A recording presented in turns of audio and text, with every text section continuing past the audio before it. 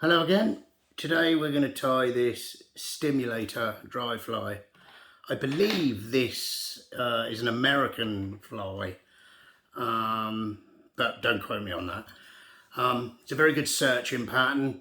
If you can see the fish up near the surface, but they're not really on a hatch or anything.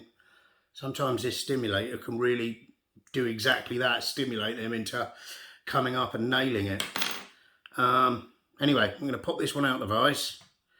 In the vise, I'm going to put, this is a size 12, and it's a fulling mill hook. It's called a living lava. Thread is Uni 80, and it's in camel. Now I've waxed the thread, and I'm just going to start it maybe an eye length back behind the eye of the hook, and in nice neat touching turns I'm just going to come down until I'm opposite where the barb is on the hook. Now I've got some deer hair here. I'm going to take some deer hair off the hide. Not much, you don't need much at all really. I'm going to trim that from the hide. And now I'm going to stack it, so I'm going to try and get all the under fur out of it. The more under fur you can sort of get out of this bit isn't too bad actually, but the more you can get out of it, the nicer and the easier and the better it will stack. So I'm popping it into my hair stacker. I'm going to tap it. All this does is line the tips up nicely. So I'm just going to pull it up. As you can see, I didn't get all the under fur out. Can you see some of the under fur at the edge? But as you can see, all those tips are now lined up perfectly. Just going to carefully pull it out my stacker and get rid of the little bit of under fur that I missed. Now tail on these are short, very short, almost gape of the hook. So I'm just going to trim it there. I'm just going to make sure I've got wax on my thread. And I'm going to come over with a couple of collecting wraps.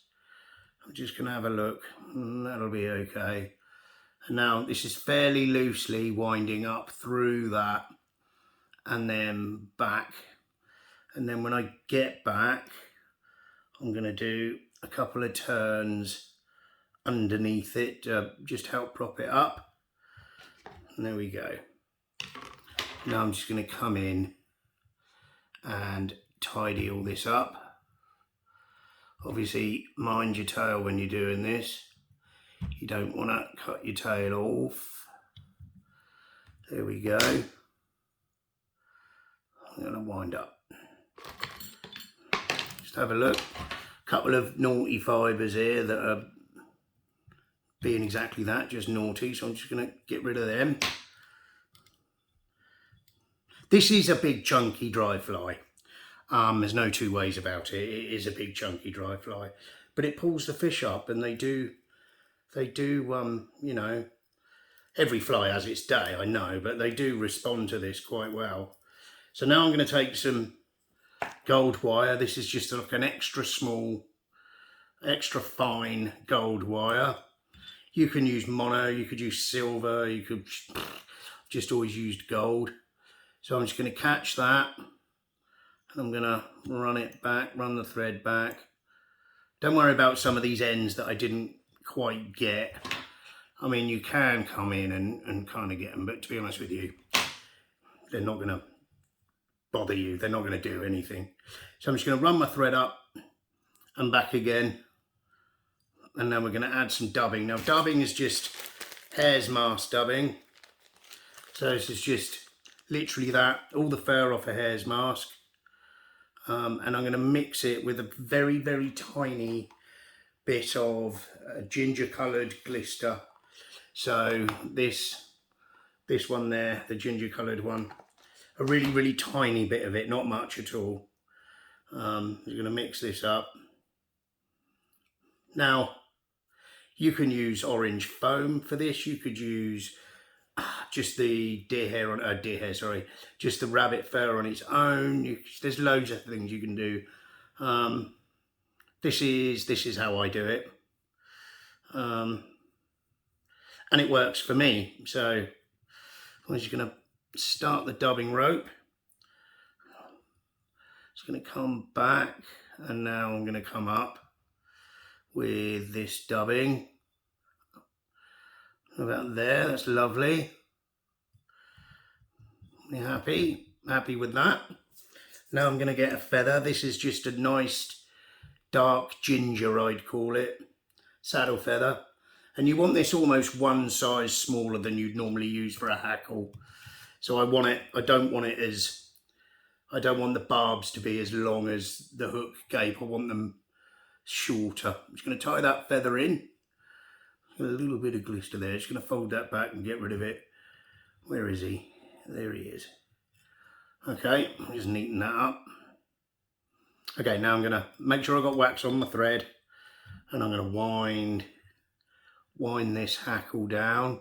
Just palmer it down the shank. Nice equal turns through that dubbing, and then when you get to the back, you're going to catch it with the wire, and then you're going to run the wire back up through like you would on a woolly bugger or something like that. And just reinforce that like that. When you come up to meet the thread, you're going to catch the wire off. You're going to throw your wax on the floor. Oh, there we go. Pick that back up, and then just wiggle the wire, and it will break off. Get the hackle. Be brave. Snap it off. Have a look at what you've done. Neaten this area up. There you go. Happy with that. Now we're going to put a wing on. The wing is going to be dry fly. Now, the wing is going to be deer hair. Now, some people will come in and they'll trim this. I don't. I will just brush it slightly. I will just brush it slightly, just to give me a little space for that wing. But to be honest with you, you don't need to do that at all. So back to my deer hair. A bigger pinch of deer hair this time. Same routine. Get rid of all the underfur, all that fluff. Just going to have a look. That'll be all right. It's a little bit too much. Just going to take some away. That's fine. Now we're going to put it in the hair stacker again. Come on. There you go. Get down in there. Tap it on my desk again, like Woody Woodpecker. Tip should be lined up nicely. Oh look, there's a couple that have come in backwards there, look. So we're going to get rid of them straight away. Come here, there we go, that's better. Now wing, I mean some people have it coming right over the back. I like it 3/4, maybe half to 3/4 of the way into the tail. So we're going to take my measurement there. Just going to trim that. Now, make sure I've got wax on my thread again. Very important. I'm going to come over and catch it. And then tie it in as best you can for the minute. It's going to look messy and it's going to look scraggly. But that's fine. And now I'm just going to tie back and forth a little bit just to get all this tied in nicely. There we go. It's a little bit long actually. I'm going to shorten this just a tad.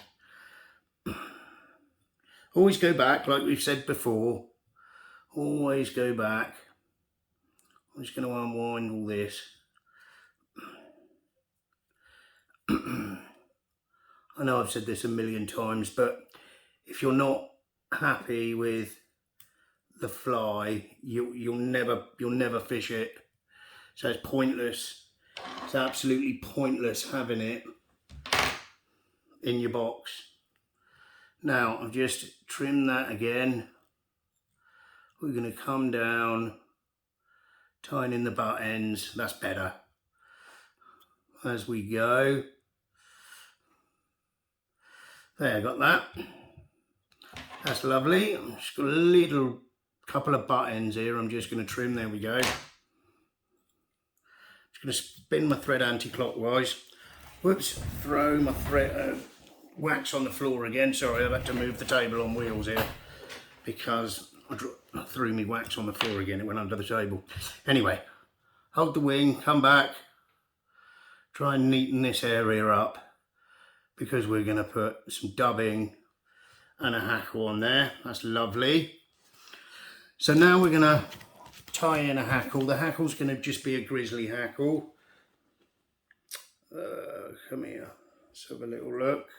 So I've just got a nice Met's cape here, and I'm just going to select a feather off of this for this cape. You don't want much, actually there might be a loose one in this bag. You don't want much, but obviously you do want the right size. Let's have a look at this one a minute. Happy with that one.